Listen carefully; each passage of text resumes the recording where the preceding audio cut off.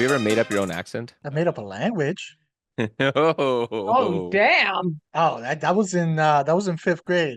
hmm Me and my best friend, we wanted to talk during class. We didn't want people hmm to know what we were talking about, so we made up a language and we made up names for everyone in the class, so no one ever knew who or what we were talking about. What did it sound like? Was it a series of Yeah. grunts and coughs, or was it like an actual like? Like- Well, no, it could have been real words, or Ming, or ming. something like Okay. like Tanu. Tanu. It sounds like Tano. it could be a real word, but it's not really a real word. So Mm. that's what we do. We just kind of replace it with something else. He can tell you that That's foreign exchange student that's there, and he say Tano, and he turns around. The f did you just say to me, Jose? you can do that now, You can't cuz do that now. So on that note, welcome back to Not a Strong Start, a movie podcast by filmmakers talk movies, television, and make up our own language, which we do all the time on this podcast. I'm your host, Elon Tusk. I'm not your host, Advanced Horror. I am Chat GP Terror. I can't even read my own stuff. Terror. And then you just Can't read. immediately shut. GP You Chatter just downplace Chatter the terror Chatter. just to get to how you didn't do chat so much. Yeah. It's more embarrassing. Like I had to embarrass myself more in order to not feel embarrassed. That's how I do. So right now you're acting like a Chad of being the chat GP terror. So, Yeah, hey, in case you guys haven't been totally. able to tell, in this episode, we're going to be talking about how technology changed horror storylines and how maybe with some of these new current movies, can't really do and get away with some of the same kind of horror beats and tension building that they used to do back in the day. But first, we're going to hit you with a current event. So it recently came out that the Russo brothers became famous working with the MCU and Endgame. Then they've kind of branched out on their own. They have those good extension movies that are on Netflix. Well, their next movie that's coming out called The Electric State right now is rumored to have a budget of $320 million for this movie. Now, this seems to be a trend now with both TV shows and movies. We recently found out that possibly one of the reasons the Crystal Lake series got shut down in this format is that it was projected to cost about $80 million per season, uh, which is a high budget for it. So my question to you guys is, what are your thoughts on these new ballooning budgets? As it seems that people are not going to the theater as much, more movies are flopping according to expectations, but the budgets are still going up. What are you guys' thoughts on that? Let's start with you, Dan. Okay, so this is like a two-fold prong on this one, right? So if I'm thinking higher production costs, I'm hoping a lot of it goes towards pre-production or at least production of some sort where the actual crew that's working on these projects will be getting higher salaries. That doesn't seem to be the case anymore. So it's not that they're necessarily getting paid more money. So what I don't like about this though is that if the studios are putting all their money into maybe a handful of big budget projects instead of spacing out with a bunch of more like medium to medium low projects, then there's less movies, which means there's less opportunity for filmmakers. So I don't like that. Nay, I say. So yeah, it's the same old thing we've seen, man. People aren't just showing up anymore, and higher money doesn't always equal better quality. And we've even seen some of the Marvel movies where the computer graphics have been just god awful. So like, where is that money going? You know what I mean? Like it seems like Yeah. it's sort of like their overhead costs, like you're maybe paying the top executives, like who is it, the Disney guy, right? The Pixar guy, was it Bob Iger, I think, or like it seems like the high top executives are the ones that are making all the money. So no, I don't like it. I don't like it. What about you, Yeah. Marie? What are your thoughts? I concur. I second all of the things that Daniel just said. Let me just Google the Russo brothers first because I have no idea who that is. The Avengers. But yeah, like a lot of big budget. That doesn't mean good quality stuff.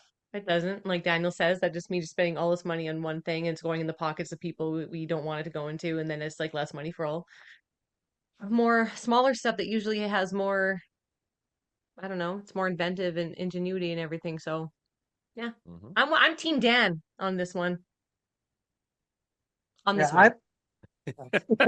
The other times, no, just this one time. with which I feel like if we were looking at these movies and visually they were like, you know, beyond what we've seen before, then okay, different story. But it's not really that. A lot of these cases, for example, Godzilla minus one, Yeah. visually really good movie. That was under 20 million. I believe it was like 15, maybe even $10 million budget for that to make the movie.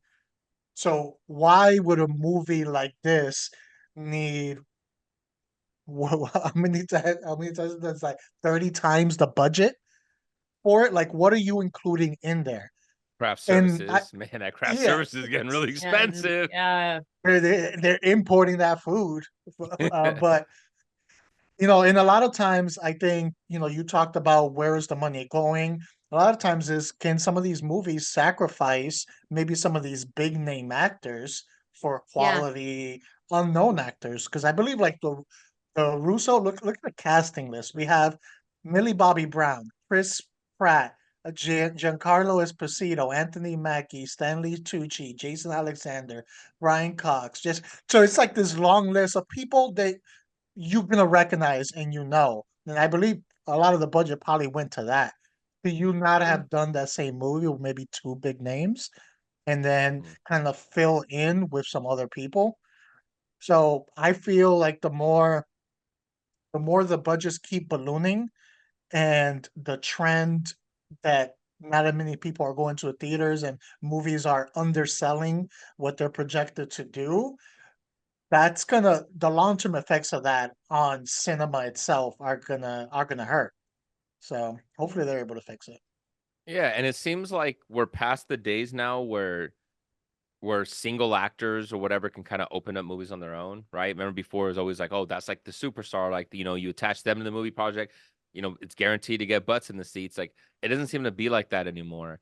And even if you feel like you need that one or those two that can do it, because it feels like Tom Cruise still kind of has some of that appeal, right? But it's very rare that you get that now, at least in today. Like it seems like our generation and younger, they just don't care about the celebrity status as much. We just want to watch good, entertainment. We want to watch good films. If it's not intriguing or catching my interest, I'm not going to watch it. So why are these other actors that are maybe A-list, why are they still getting paid like they can by just attaching their name to it, it's going to get it made? I think instead it should go towards more the production of it. It should go more towards the writers, get better writers on it. Get more writers on it to do revisions if that's what it takes. Work on better VFX artists, give them proper time, right? If you have more money to spend on production, you can give VFX artists actual real time to actually work on it and not rush them and send them to the stables when they're done. That's a good point you made. We had an example this year. Ryan Gosling, A-list, big time, coming Hmm. off of Barbie, which was a huge movie, gets attached to The Fall Guy, which was actually a good movie, but the movie did not meet expectations, even when him attached to it. So it's goes to your point. Just a name is not enough to drive a movie anymore. Mm-mm. And I blame that just on social media and everyone having access to everything all the time. It's just oversaturated with your favorite actors and A-list stars constantly in your face all the time. We're like, wait, I don't need to go pay to see this person. I see them all every day on Instagram. Like Hmm. it's just too. There's no movie stardom anymore. Like Hollywood isn't glamorous like that anymore. It's just all seems more superficial and digitalized. You know what? Another thing that technology has killed is Yes, the that. superstar. And Technology definitely changes things. it Oh, it does. And definitely it does. And one of the like more recent trends of like this younger generation is that they just started blocking a lot of like these big celebrities or big name brand stuff on social media. And you've been seeing big people like Kim Kardashian. All of a sudden, she took a big hit in her follower count.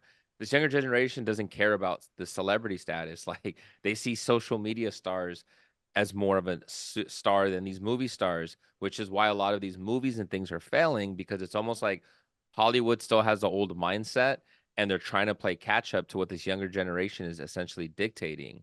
So if they're saying stop shoving these people in our face, then Hollywood can't build these superstars anymore by saying, "Oh, you're gonna like this person. We're gonna keep jamming them down your throat." This younger generation is like, "Nah, I'm good. I don't even need to watch the movie. I'll watch social media. I'll watch skits on, online. Yeah. Like Oh, is that? crazy. I mean, why watch a talented actor or actress? You could watch someone doing the same dance that 17 other people did for like 30 Yes. seconds. Exactly, right? Hey, that's how we do this podcast. So there you go. So getting into our main topic, you like that? Getting into our main topic, we're going to be talking now about some of how technology has altered horror movies and how sometimes you can't get away with some of these beats, right? So Mhm. so me posing that question to you guys, do you guys think this is a good thing that technology is forcing that? Like, do you think it's helping improve storytelling, so therefore we get new and inventing new horror beats with it? Or do you think it's more like miss and it's like, I wish we can go back to some of that old, kind of antique? I think we got a bit of both here. I think the positive of which including a lot of this technology is that it makes them more relatable to the times now. So in that aspect, a lot of times that people can connect horror to the things in their world, a lot of times that can make a movie creepier to them or more unnerving to them because it increases the chance of like, oh, okay, this is a little more realistic. This can happen. Um, on the other end of things, I feel the increase in the advancement of technologies, once you start incorporating that in the storylines, um, you you lose a lot of the things that used to give you tension when it came to horror movies because technology allows more shortcuts that in other times you didn't have, where maybe you would be more at risk within a horror movie, or things will be a little tougher within a horror movie. So a lot of that tension that could be created for movies set in the past decades ago, you kind of lose that a little bit. Especially like social media and AI, which are the true horrors of this world. Um, it adds different avenues for premise of movies. And it's basically the further along it goes, it advances, it's creating content for movies. So I Mhm. mean, you can have like movies like Host, which I loved, because it's like a Zoom type call. Can have that without it, or you can have it's things like Megan, any type of AI type thing, and people are going to relate to that now as true horror, right? So it's basically the further technology advances is creating some content, but like you say, I'm not I'm more into like the old school, like high stakes, mystery, tension, and everything like that. So I will probably watch horror movies that take place in like a different era just because I know there'll be less accessibility to like be safe, get help, anything like that. So there's definitely pros and cons, but horror movie wise, especially writing wise, I think it's a lot more difficult to No. write something with higher stakes now. Yeah, I think so too, because with how much technology has given you so much capabilities now, it seems like so much information and things are accessible at literally the Mhm. touch of our fingertips, right? So it seems like we're gonna hit a pattern where every type of scenario of getting people isolated and feeling this, it's gonna be very limited. Like there's only Mhm. so much you can do. And you can also argue and say, oh, well, back then it'd be like, oh, there's a snowstorm or something, right? And all of a sudden, you're stuck in this and now like The Shining, right? Perfect Mhm. example. There's a lot of like being stuck in the cabin in the middle of the woods. Like we've seen a lot of repetitive stories that have happened before in the past, but it still feels like there was a lot of variations that you can take it. With this one, it just seems like it's more limited and it I don't know. I don't know. It's like you have to incorporate technology now into the horror as opposed to just eliminating the technology around you to let the horror breathe on you, if that kind of makes sense. Oh yeah, I, for realism, yeah. Unless it's shot in like a different era, that's the only thing Yes, but in this case that I'm can I'm save not. I'm that. talking about something that's set now, Just right? in this, yeah, it's like Yeah. that's hard to do. Hmm. yeah, and I think what suffers the most in horror, and we did an episode of this in the past, is a lot of the horror tropes that we're used to are Mm, will not work or might not be as effective if you have it take place in modern time with modern capability and modern technology. So a lot of those tropes, it's like someone watches it and be like, I could have just done that. Why didn't you just do that? Like you have Yeah. that right there. Hmm. So, and we're going to get into some of those specific Yes. advancements that make some of those tropes a little more difficult. Some of those things that used to add that tension, and that atmosphere to some of those horror movies that can't really be replicated unless, like Marie said, you're you're backdating these movies and you're creating them now, but having them take place in a different era where you can say, all right, let's take that technology out to make sure that we create this atmosphere the way we want it. Exactly. Hmm. But then in that regard, it kind of feels a little bit like a cop out, right? Because then are you going to keep having her somewhat period pieces of horror movies? And it's like, okay, well, how are you going to do it with something current? So then you have to tie into something like Host, where rather than just Hmm. having like a possession demon type movie, we have to tie it into, streaming and things like that. So I get it. Hmm. But here's a truly horrific message that we have from George. Hey everyone, let's take a moment to talk about where I've been getting these new Not a Strong Start t-shirts from. Head on over to itsnas.threadless.com, the only place where you can get Not a Strong Start merch, whether it's our newly designed mascot or just your favorite movie logo now with some Nas flair. You can rep your Nas love on tee, hoodie, mug, rug, and so much more. So get yours today. Just click on that link below and have yourself a strong start and not a strong, have a not a strong start, have a start that's strong, but not so strong. You know what to do. So let's get into some of these things that we can't do anymore, right? So who wants to start us off? Marie, you want to go first? Uh, Um, can I start with something that I didn't, I wrote something that it's not that you can't do anymore. I think that it's something that can affect one of my favorite genres, and I have to, Jose. I know I asked you if I could talk Pulling about it this. in, loopholes. I've learned from the best, from the master, how to be sneaky, sneaky and sneaky. Um, so I think that it's interesting to me how it can change found footage horror. Okay. And I love found footage horror. I think it should be now changed to just be called POV horror because you don't need to just find a tape or a camcorder like in the woods or something anymore. There's so many different avenues you can take now with modern technology, Loud. like live streaming. You take video, everyone has videos on their camera, they're all saved, they're in the cloud. Like there's so many ways to access people's recordings that they do. And I've seen some actually pretty good, I don't want to say found footage, but POV type horror movies. And a couple of them were live streaming. Then there was Host. And I think it just opened up a whole new realm for like my favorite genre of horror, which is found footage. I mean, I will always be a sucker for 80s style VHS. I found this tape. There was no survivors and all this stuff. That's like my true love. But I like that there's all these other avenues that they can take now with the modern like YouTube and like doing like Instagram live and stuff like that. That's a positive thing to me. It's keeping my favorite genre alive. Yeah, I think that that is definitely it's changed, especially just story wise how a lot of those movies are done. Like say for example, one of the things that would bug a lot of people with found footage movies in the end, Mhm. it's like um you're about to die, you might want to drop the camera. And espe- especially back in the day when you had these giant camcorders. So that those weren't light at all, and you're having to carry these around. But you kind of suspend the belief, and it's like they'll throw at lines like, so everyone's got to know. We have to document. So they're throwing lines like that. Yes. Now you have GoPros that you can attach. You have glasses that have cameras. You have all these other different ways where it can be more realistic. Why it keeps recording and it doesn't actually impede them in any way moving around or escaping. So in that way, Yeah. it is a way that it does improve it.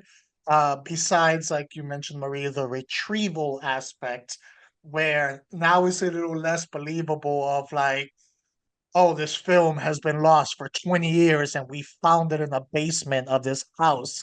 Well, we were investigating something. Now that's a little less believable if you try to include it in a modern movie. But it makes it easier to recover footage though. Like it's easier to recover footage because like, oh, my glasses recorded this. I have all my free hands, my glass recorded, and it's uploaded to the cloud. And it's like, oh, we can just go to the cloud and get this like recording. It's like the whole that's how they died. Like, I Yeah, don't no, know. that's what I feel I there's was saying. there's pros and the cons. Yeah. No, Yeah, so I was saying that all as a positive. You Mm. can no longer set it now and say, "Oh, I lost the Oh, footage," footage. or "We didn't find Yeah. it for 15 years." yeah. You can literally access it so easily. Yeah. Okay, so to go with what Jose said, like anytime they had the big bulky camera, you Mm. know, you'd probably outrun the guy if you just dropped the damn thing. Like you're running with like a Yeah. 10-pound device sitting on your shoulder. Like, Or hit him first with of it. all, Can't run a witch. yeah. You can't run a Let's start witch, off that. But Daniel. here's where I think it gets a little more positive though, is because when you look at the POV ones, or like at least especially the found footage, and you have a camera, you have one, and this is just me talking from a director standpoint. I have one point of view that I'm watching. There's no different camera angles. It's one steady camera shot. But what was interesting about something like Paranormal Activity is if you get certain like ring lights or ring cameras or something around your house, or like security detective cameras, we now have cutaways and things that we can intercut, and it's now more of a dynamic production that I can see on screen, right? Mhm. I do admit I'm not the biggest found footage fan, but I do appreciate some really good ones and stuff. I think they can use really clever. I think the aspect of finding the footage was never really that big of a deal to me. But if it's Mhm. something where people come across the cloud after the people die or whatever, I think that can, in my opinion, they could still achieve whatever I need to see from a viewer. When it's a live stream, that's where I think it's not, because anybody could just see somebody in trouble. It's like, let me just call 911. Right? It's like Mhm. it kind of like it stops the momentum of like somebody being in peril by themselves and like nobody's there to help them. So that could hurt. Or would But they? I've seen my fair well, share of videos Deadstream, where shit's great movie by the yes, going way. that's what I was just down. gonna I love say. that That's what one. I was gonna say. Yeah, but I'm saying even just in real life, I've Hmm. seen Yeah. videos and stuff where Oh. things are happening, people are in danger, and everyone's just like, "Oh my God, I can't believe it. Someone should do something. Someone Yeah, should Or call." It's like, it's yeah, yeah. so you can fake. call. This is so fake. Yeah, Oh, This this is is such AI. crap. This is that's not Yeah, real AI. blood. stupid. Yeah. That's why, like, because there has to be have a movies like that with the live stream have to have a comedic factor because the comments are all shown and the comments are all hilarious. So that's why, yeah. Exactly. But then in that regard, it starts to limit what you can do with this then, right? Because then it's either you have to be somewhere in a like Deadstream, you have to be somewhere in the middle of nowhere, or it has to have a comedic element to it for people to kind of just make fun of you as you're in peril and you're dying. And then, or it's something else. Like it starts to box you into a corner and you can't. That's where the benefits of the found footage thing is, because all this stuff happened when nobody else knew about it, and this person was Hmm. absolutely going on this journey on their own. So I see the whole thing. That's why I think the way you can do it is the found footage, whatever, or that they retreat from the cloud is more happening after the events happened. That's why I think Hmm. the live streaming element of it is what hurts the storylines. But you can Hmm. still have footage that's found after the person's body was recovered and the police took their computers and then got the footage from there. I think you can still do it. But okay, Yeah. Jose, next one. All right. Uh, so Google, Googling. I have to go with Googling. Yeah. This has hurt one of the big tropes that we get with horror movies, and that is the library research, the all-knowing librarian, and all that aspect. A lot of those old movies, when they needed to find information, they had to go to the library, and somehow the librarian happened to know where the dark secret book in the back was that tells you everything you need to know to stop this entity that's there. Now you don't need to do that. You literally just open up your phone and you can Google, hey, what's this? What's that? In there. So that chase for information is reduced. If you do a modern movie realistically, that chase is reduced in there because we have information through Google, or if people use Bing or whatever it is else you want to do. Heck, you can even just ask your Alexa, if anything. But information is so quick at our fingertips that a lot of that uh, lore-based horror that you would have with entities, demons, creatures, whatever that you would need to get information, you could more quickly find it. thanks to those advancements in technology. So I think that eliminates a lot of the tension of the chase of information in horror movies. Jose, did you know that Wikipedia saved over 1.27 million people last year alone? So yeah, I think that goes right in line with what you're saying. People look at Wikipedia, they've been in peril, and Wikipedia has given them information to thwart whatever evil that they were going to face against. This is You just just last go year to alone. you just go to YouTube and be like, "How to survive an axe murder." Oh, okay, all right, got it. Yeah, Mm. you're like, that one's 20 minutes, don't have enough time. Oh, this one's 30 seconds. That's enough time. Yes, exactly. Damn it, ad. Well, that Ah! Got so me. I had the same thing, like instructional videos, or just for instructions. Like that's why I'm Chat GP Terror. You used to be like, oh, how do I survive in the woods, or how do I like sew up a wound that my friend is like stabbed by someone, or like where's the best place to stab somebody so that they die and not a needle in the throat like Michael Myers and they just come back alive. Like you can just ask all the questions. But you know what's really sad about this? What? The saddest part about this whole thing is What? that all these librarian roles for movies. I mean, I Yeah. think I'd be a perfect actress for a librarian. That's why I'm not an actress, guys. I was like, oh, there's no more librarian roles. I, I'm gonna take it Google further, killed your Marie. career. I feel those Yeah. librarian characters helped inspire new crops and generations of librarians. And now nobody's going to want to do it anymore. And all books are going to be digital now, and only Kindle's going to exist. Like, that's it. No more physical books. All because you're removing the librarian role. So it's Ruined. ruined. And you know who's most upset by this? Creatures, demons, entities. Yeah, Like, damn, we used to have exactly. so much time to wreak havoc before they Yes. figured out what they needed to Exactly. do or where they needed to go to find out my origin in order to stop me. Yeah, exactly. Way to go, Google. They Yeah. hate Google, by Yeah. the way. Just think the Yeah. ring. She probably could Yeah. have just never left her house. She had Yeah, that was 7 days to Google the information, figured it out, instead been of done. wasting 3 days traveling to where she needed to travel. Who travels anymore like that, anyways? But All no, right. she had to rely on the Dewey Decibel System, okay? And that's not Yes. even a thing anymore. So thank you for No. ruining that, Google. Thanks. Thank you. Thanks, Dewey. Yeah. All right. So here's one that's this one was such a cliche thing that they would do all the time in horror movies and always held belt tension, right? The fumbling of the car keys. They're trying to fumble the car keys. You know what every car has now? A push start. My keys just stay right in my pocket The and I don't have to keyless fumble with entry. them anymore. It's keyless entry, bro. I don't even know what my keys look like anymore. Okay, like, I can't even pick them out of a lineup. Okay, because it has some custom design on it. I don't remember what it is. It stays in my pocket, buried next to my heart, and I just push start my car, boom, and it turns on. And some people, could even turn on the air conditioning through their phone, in their car, and have it like do that, or even set up, seat warmers. Okay, so you can even be warm or cozy as you're running away from the monster. Like, come on, all that's gone. You got enough time to get to your door, turn around, flip them off, and then calmly walk inside of your car Yeah. and drive off. And still grab a can of Pringles on the way out too. Yeah. Yeah. Sour cream and onion. Okay, Marie, Yeah, I next was one. gonna say. Well, I'm gonna build on that with the smart locks because like houses, you have the smart locks on their you can unlock your house.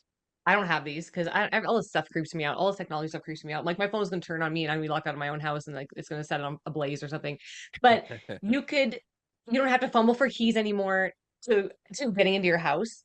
And if you are in your house in a different location and you want to lock your doors, you can just lock it from your phone. So if there's someone trying to get into your house, you're like, oh, just the phone, peace, good luck.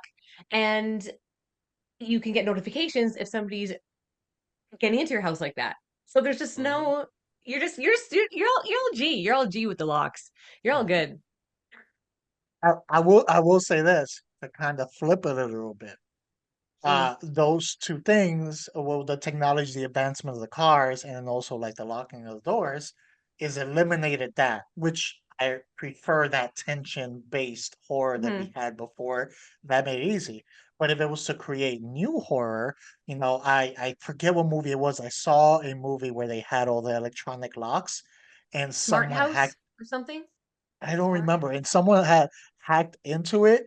So they were in the living room and getting notifications their back door got unlocked, and then the Yeah. front door got. So you can use it to create new horror, but is that horror as tension filled and creepy as the old horror of where's the keys? Oh my god, did I lock all the doors? Running back and forth, all of that aspect. And Jose, it was always before, if I had to know if the back door was locked, I would hear the sound rather than a bloop, bloop, bloop. And you just see like a text Yeah. message like, oh no, this is done. Hold on. Let me read the message first. Versus the other one where you hear like the screeching of the door or the shattering of the back thing. You don't do that anymore, right? Now everybody's silent all of a sudden. Nobody's loud anymore. Okay. Jose, what's your next one? Okay. GPS.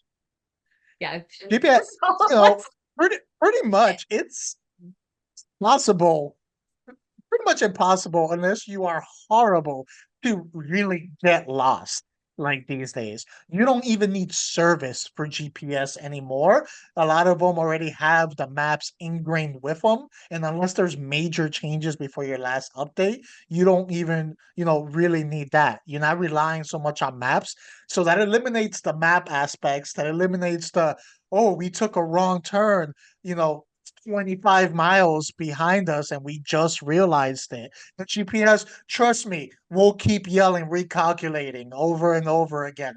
So it won't take you that long to realize you missed the turn. And you know what else it eliminated besides taking wrong turns and getting lost? The Lost people. stop to ask the creepy old person for directions.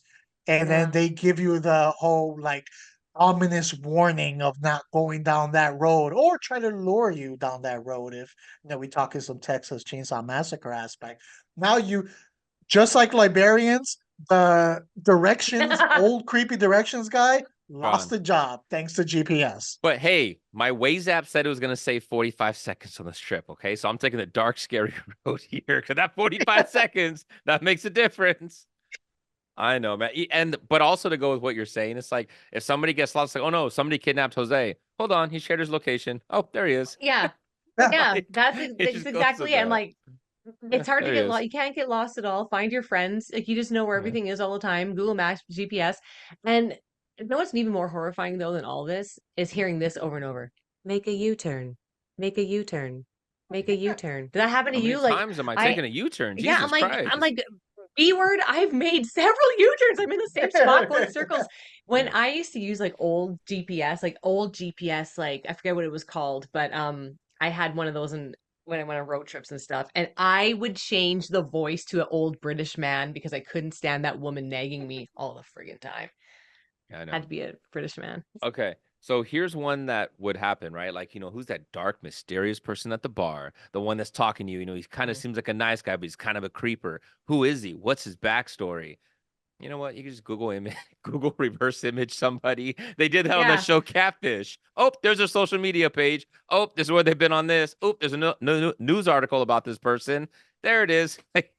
You can get so much identification about somebody by just using reverse Google image of stuff. Like, oh, there it is. Mystery solved. Oh, well, that guy's a creeper. Yeah. That guy just came out of the loony bin about 3 days ago. Let me not go They over got there. 7 warrants? What? My last boyfriend had 9. It's like, oh, come It's a on. step up. Moving on Step up, up. man. Yeah, exactly. 7's better than 9. So let's do what's on the queue. What's a movie that you recommend that integrated some of the new technology into their horror stuff? So I'm gonna go first. I'm gonna go with the one that we mentioned, Deadstream. I love Deadstream. Yeah. Marie, I love it. This is that movie that Marie was like hyping up and got me and Jose excited to watch. So him and I saw it, and him and I were like texting each other, just laughing our butts off watching that movie, and told Marie, "Hey, great call. The movie was great, huh?" And she's like, "I never even saw it." I'm like, thanks, Marie. He totally hyped up and recommend this movie without even watching it. So therefore, we did the damage, and we're going to tell you whether it was worth your time or not. Thank you, Marie. That was our first introduction with you. Yay! And I Watch did watch it and Deadstream. I did like it. I did watch it and it is good. Yes. And for some reason, the Eventually. lead guy reminds me of Kevin Lyons. That's always featured on our show. So there you go. Yeah, okay. He has a little bit of a Kevin quality to him.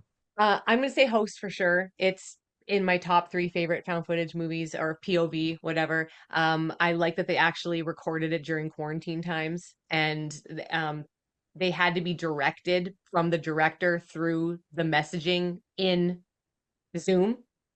And awesome. I love the whole backstory about it. It reminds me a little bit of Blair Witch, just the amount of work that went into it. And Host is great, and it's scary. And it's the only movie I've ever screamed during. Hopefully, one of the actors wasn't dyslexic when they're trying to read his messages. Like, that whole acting performance, you went haywire on that one. And just because it's that good, I'm also going to go with host. There you Oh, go. there you go. So give us a different reason, Jose. Why host? Why should be hosted twice? What is your host?